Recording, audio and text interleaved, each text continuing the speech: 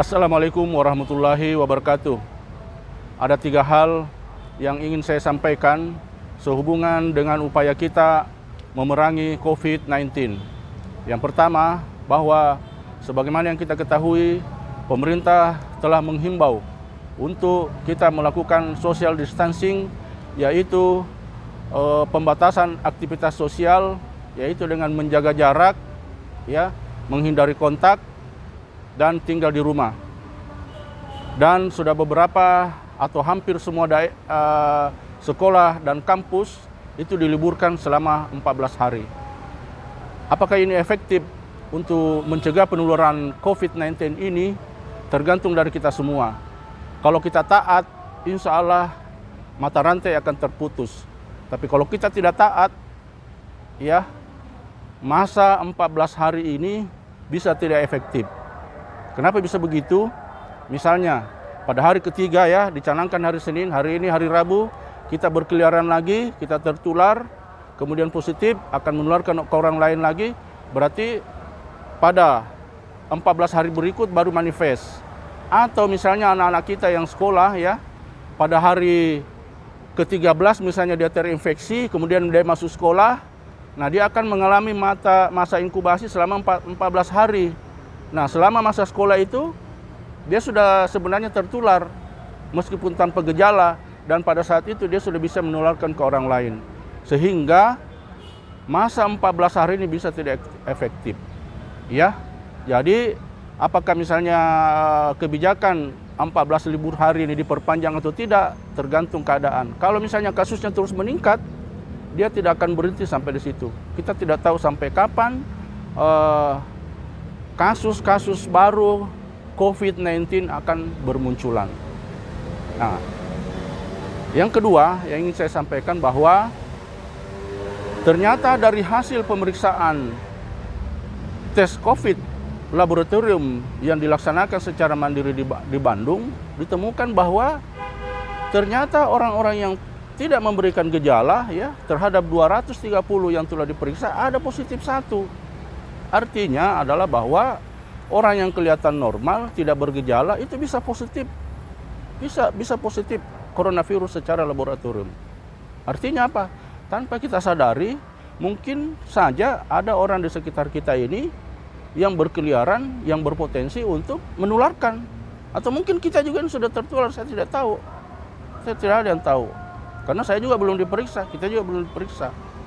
Nah, karena pemeriksaan lab ini masih sangat terbatas, maka tidak ada jalan, kita harus masing-masing berupaya untuk menghindari kontak dengan siapapun, dengan menjaga jarak, tinggal di rumah. Dan yang terakhir ingin saya sampaikan, ya, bahwa semua kita sudah tahu bahwa dalam kondisi normal pun tanpa COVID-19 ini, rumah sakit ini boleh dikata ya kewalahan lah menangani pasien-pasien yang banyak di poliklinik, di ruang perawatan dan sebagainya. Ruang isolasi, ya, hampir selalu terisi oleh pasien-pasien infeksi TBC, HIV. Jadi, ya, selama ini ruang isolasi ya selalu terpakai. Dan ventilator, saya adalah dokter ICU, saya bisa katakan bahwa hampir tidak pernah istirahat ventilator di ICU. Jadi, kalau misalnya ada kasus baru yang jumlahnya banyak dalam waktu bersamaan, kami di rumah sakit ini akan kewalahan. Ya, kalau kasusnya cuma 10 atau 100, mungkin rumah sakit ini masih mampu.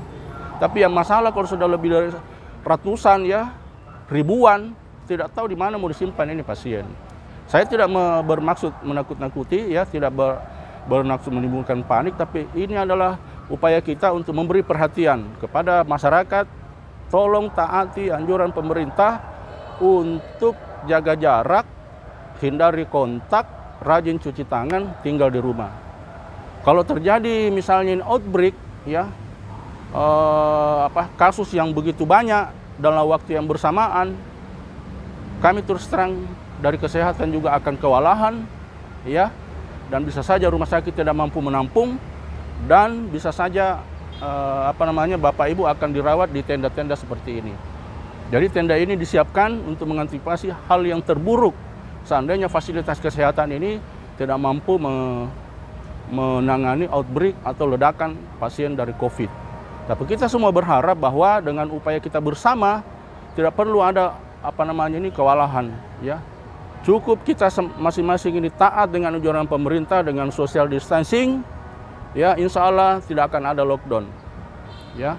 Saya kira itu dari saya. Mari kita semua berupaya, mari kita semua sadar, mari kita semua bertanggung jawab untuk menghentikan virus corona ini dengan jangan kita menjadi sumber penularan, jangan kita sok merasa sehat, ya, tidak tidak akan tertular dan bebas berkeliaran.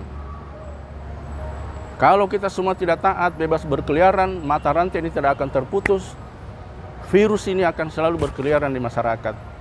Dan yang rugi bukan siapa-siapa, diri kita sendiri, anak-anak kita, keluarga kita, masyarakat kita, bangsa kita. Mari kita sama-sama berjuang. Saya Dr. Hizbullah. Assalamualaikum warahmatullahi wabarakatuh.